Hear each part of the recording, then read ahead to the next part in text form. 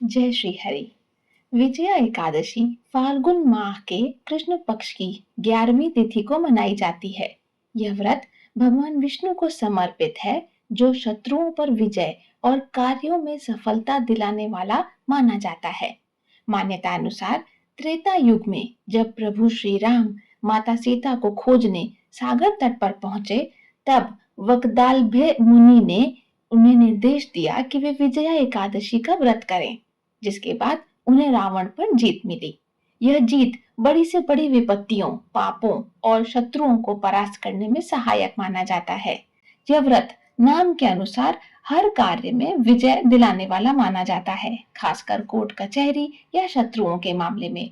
मान्यता है कि इस एकादशी का व्रत करने से अनजाने में किए गए पापों से भी मुक्ति मिलती है। जीवन में आ रही बाधाओं और परेशानियों से मुक्ति पाने के लिए यह व्रत अत्यंत लाभकारी है। विजया एकादशी की व्रत कथा सुनने और पढ़ने मात्र से व्यक्ति को वाजपेयी यज्ञ के समान पुण्य फल प्राप्त होता है। आइए जानते हैं पूजा विधि। विजया एकादशी के दिन सुबह ब्रह्म मुहूर्त में उठकर स्नान करें। इसके बाद पीले रंग के स्वच्छ वस्त्र धारण करके भगवान विष्णु का ध्यान करें और एकादशी के व्रत का संकल्प लें। इसके बाद भगवान विष्णु और मां लक्ष्मी की मूर्ति स्थापित करें और उन्हें फूल, फल, दीपक, चंदन, तुलसी आदि समर्पित करें। इसके बाद विधि विधान के साथ पूजा करें। साथ ही विष्णु सहस्त्र नाम का पाठ करें और कथा सुने। पारण विधि: अगले दिन यानी द्वादशी को सुबह पूजा के बाद अन्न वस्त्र दान करें और फिर व्रत खोलें। आइए अब शुरू करते हैं विजया एकादशी की चमत्कारी व्रत कथा। माना जाता है इस कथा के सुनने मात्र से इंसान की बड़ी से बड़ी बाधा हट जाती है। श्री हरि विष्णु की जय।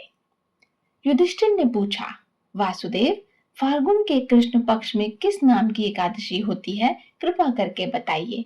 भगवान श्री कृष्ण बोले, युधिष्ठिर, एक बार नारद जी ने कमल के आसन पर विराजमान होने वाले ब्रह्मा जी से प्रश्न किया, हे सुरश्रेष्ठ, फाल्गुन के कृष्ण पक्ष में जो विजया नाम की एकादशी होती है, कृपया उसके पुण्य का वर्णन कीजिए।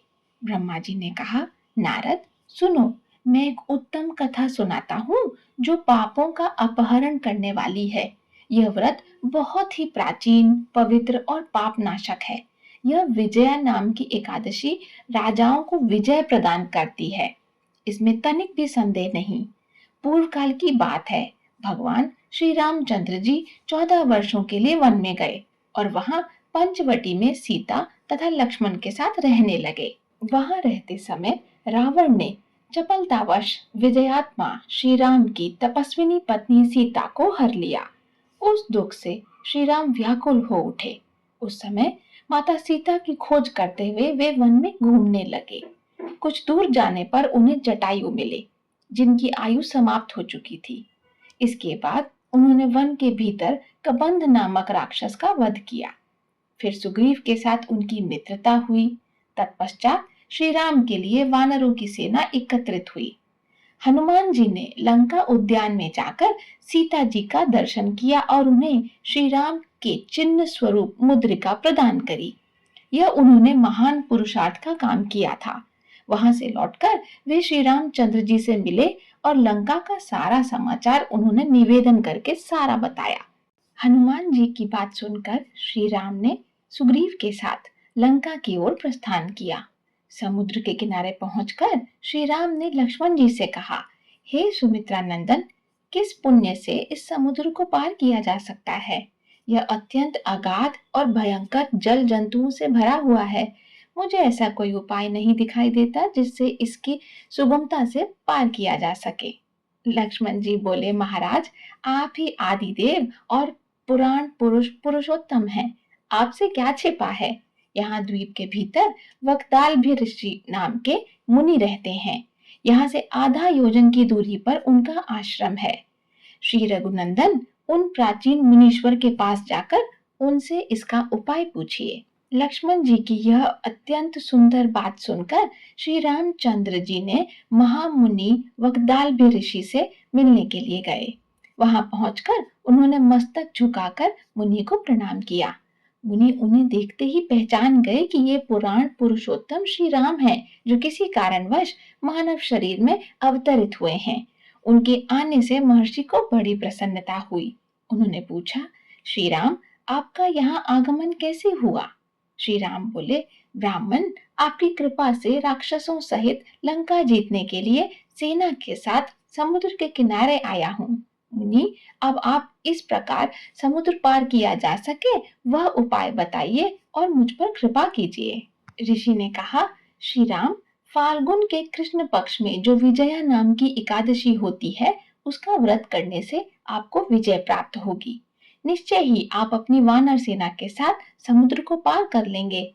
राजन, आप इस व्रत की फलदायक विधि सुनिए। दशमी के दिन एक कलश को स्थापित करें। वह सोने, चांदी, तांबा अथवा मिट्टी का भी हो सकता है। उस कलश को जल से भरकर उसमें पल्लव डाल दें। उसके ऊपर भगवान नारायण के सुवर्णमय विग्रह को स्थापित करें। फिर एकादशी के दिन प्रातःकाल स्नान करें। कलश को पुनः स्थिरता पूर्वक स्थापित करें। माला, चंदन, सुपारी तथा नारियल आदि के द्वारा विशेष रूप से उसका पूजन करें। कलश के ऊपर सप्तधान्य और जौ रखें। गंध, धूप, दीप और भांति भांति के नैवेद्य से पूजन करें। कलश के सामने बैठकर वह सारा दिन उत्तम कथा वार्ता आदि के द्वारा व्यतीत करें तथा रात में भी वहां जागरण करें। अखंड व्रत की सिद्धि के लिए घी का दीपक जलाएं। फिर द्वादशी के दिन सूर्योदय होने पर उस कलश को किसी जलाशय के समीप, नदी, झरने या पोखरों के तट पर ले जाकर स्थापित करें और उसकी विधिवत पूजा करके देव प्रतिमा सहित उस कलश को वेद वेत्ता ब्राह्मण को दान कर दें। महाराज, कलश के साथ ही और भी बड़े बड़े दान देने चाहिए। श्री राम, आप अपनी सेना तथा बंधुओं के साथ इस विधि से प्रयत्न पूर्वक विजय का व्रत कीजिए। इससे आपकी विजय अवश्य होगी। ब्रह्मा जी कहते हैं, नारद, यह सुनकर श्री रामचंद्र जी ने मुनि के कथा अनुसार उस समय विजया एकादशी का व्रत किया। उस व्रत के करने से श्री राम जी की विजय हुई। उन्होंने संग्राम में रावण को मारा, लंका पर विजय पाई और माता सीता को प्राप्त किया। इसलिए जो मनुष्य इस विधि से व्रत करते हैं, उन्हें इस लोक में विजय प्राप्त होती है और उनका परलोक में भी अक्षय बना रहता है। प्रेम से बोलिए भगवान विष्णु की जय। तो ये थी विजया एकादशी की चमत्कारी व्रत कथा। आप सभी को विजया एकादशी की हार्दिक शुभकामनाएं। जय श्री हरि।